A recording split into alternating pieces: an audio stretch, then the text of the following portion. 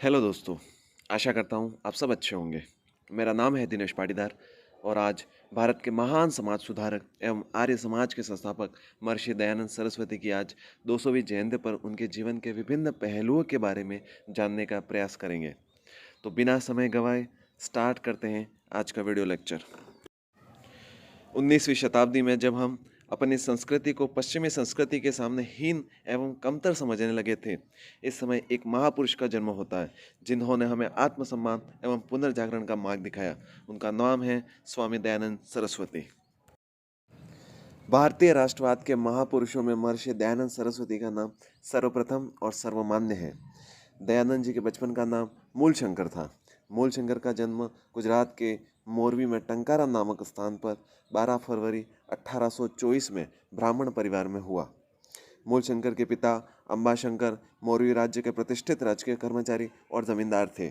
मूलशंकर की मां एक उदार धार्मिक महिला थी। पिता की दिशा निर्देशन में मूलशंकर ने यजुर्वेद, नीतिशास्त्र, व्याकरण, कविता और साहित्य का गहन अध्ययन किया था। 14 वर्ष की आयु में मूलशंकर ने पहली बार शिवरात्रि का व्रत किया। उसे ईश्वर के दर्शन और प्राप्ति की जिज्ञासा हो गई थी। बालक मूलशंकर निरंतर जागता रहा। शेष सभी सो गए। बालक के मन में यह वैचारिक द्वंद्व चल रहा था कि क्या यही शिव प्रतिमा वास्तविक ईश्वर है। उसी समय बालक मूलशंकर ने देखा कि एक चूहा शिव की प्रतिमा पर उछल कूद कर रहा है। शिव भक्तों ने जो फल फूल अर्पित किए थे, चूहा उन्हें कुतर रहा था।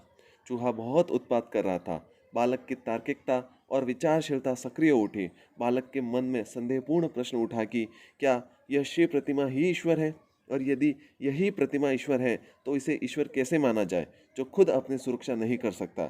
इस घटना ने बालक का जीवन और सोच बदल दी। बालक का यह विश्वास दृढ़ हो गया कि मंदिरों में प्रतिष्ठित और स्थापित मूर्तियों में भगवान नहीं होते हैं। ईश्वर क्या है, उसका स्वरूप क्या है, वह कहाँ पाया जाता है, ईश्वर को कैसे प्राप्त किया जा सकता है। बालक मूलशंकर सदा ही इन प्रश्नों में डूबा रहता। कुछ समय बाद उनकी छोटी बहन और उनके चाचा जी की मृत्यु हो गई। इन घटनाओं से बालक मूलशंकर को सांसारिक जीवन से विरक्ति हो गई। जब मूलशंकर को अपने विवाह की सूचना मिली तो वे 21 वर्ष की आयु में चुपचाप घर छोड़कर चले गए। मूलशंकर ने 15 वर्षों तक देश के सभी स्थानों का भ्रमण किया। सच्चे गुरु की तलाश में 1860 में मूलशंकर ने मथुरा में एक नेत्रहीन सन्यासी स्वामी विरजानंद का द्वार खटखटाया। स्वामी विरजानंद ने पूछा, कौन हो? अशांत, निराश और जिज्ञासु मूलशंकर ने कहा, यही जानने के लिए मैं आपके पास आया हूँ। मूलशंकर की योग्यता और ज्ञान पिपासा को देखकर स्वामी विरजानंद ने उन्हें अपना शिष्य बना लिया। गुरु ने मूलशंकर का नाम बदलकर दयानंद रख लिया। दयानंद ने करीब 2.5 वर्षों तक स्वामी विरजानंद से वेद, व्याकरण और शास्त्रों का परिष्कृत और परिमार्जित ज्ञान प्राप्त किया। गुरु दक्षिणा के रूप में स्वामी विरजानंद ने दयानंद से यह वचन लिया कि वे अपना जीवन वेदों के प्रचार प्रसार हेतु भारत में धर्म के नाम पर प्रचलित रूढ़ियों, पाखंडों और अंधविश्वासों की समाप्ति के लिए जीवन अर्पित कर देंगे। गुरु के आदेशात्मक विदा लेने के पश्चात स्वामी दयानंद ने लगभग 4 वर्षों तक उत्तर भारत की यात्राएं की। दयानंद ने धर्म के नाम पर उत्पन्न पाखंड और कुरीतियों का बड़े ही दृढ़ता एवं निर्भीकता से विरोध किया। दयानंद जी ने वाराणसी में लगभग 300 पंडितों के साथ शास्त्रों पर तार्किक वाद विवाद किया। दयानंद जी ने 300 पंडितों के पाखंडी पक्षों का अकाट्य तर्क देखकर वेदों की यथार्थवादी व्याख्या की। दयानंद जी ने पूरे देश में घूम घूम कर राष्ट्रव्यापी स्तर पर वेदों का प्रचार प्रसार किया। उन्होंने मुंबई में 10 अप्रैल 1875 को आर्य समाज की स्थापना की। स्वामी दयानंद सरस्वती ने जीवन भर समाज में फैली सामाजिक कुरीतियों एवं अंधविश्वासों के प्रति लोगों को जागृत करने का फैसला किया। उन्होंने जन्म के आधार पर जाति व्यवस्था का विरोध किया एवं कर्म के आधार पर जाति व्यवस्था बनाने पर जोर दिया। वे जन्म से ब्राह्मण, क्षत्रिय, वैश्य एवं शूद्र की उत्पत्ति को सत्य नहीं मानते थे। उनका मानना था कि जो सच्चे अर्थों में ज्ञान को प्राप्त कर मानव कल्याण के लिए इसका प्रयोग करे, वही सच्चे अर्थों में ब्राह्मण है। उन्होंने कहा कि पर्दा प्रथा, बाल विवाह, सती प्रथा एवं बलि प्रथा का जिक्र कहीं पर भी वैदिक साहित्य में नहीं है और जीवन भर इनका विरोध करते रहे।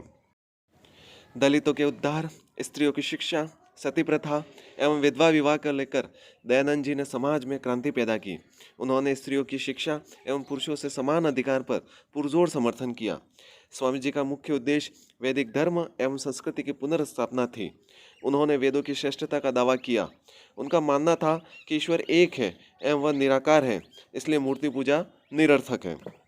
उन्होंने शुद्धि आंदोलन चलाया, जिसके जरिए हिंदुओं को मुस्लिम व ईसाई धर्म में परिवर्तन को रोकने का प्रयास किया।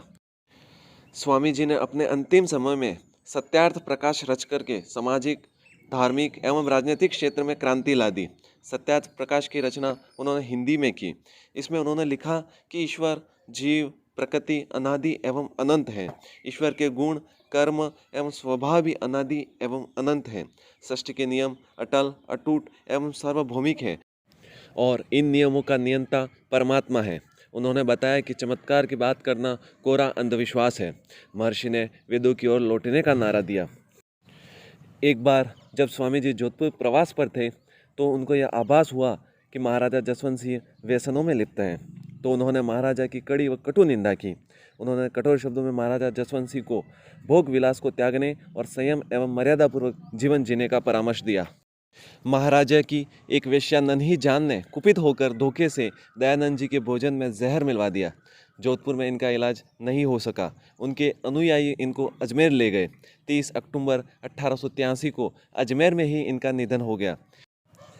वेदों के उत्थान और वेदों की सेवा करते करते इस महामानव को अपने ही लोगों ने विष देकर मार दिया। इसी के साथ ये वीडियो यही समाप्त होता है। पसंद आने पर लाइक, शेयर एवं सब्सक्राइब ज़रूर करें। जय हिंद, जय भारत।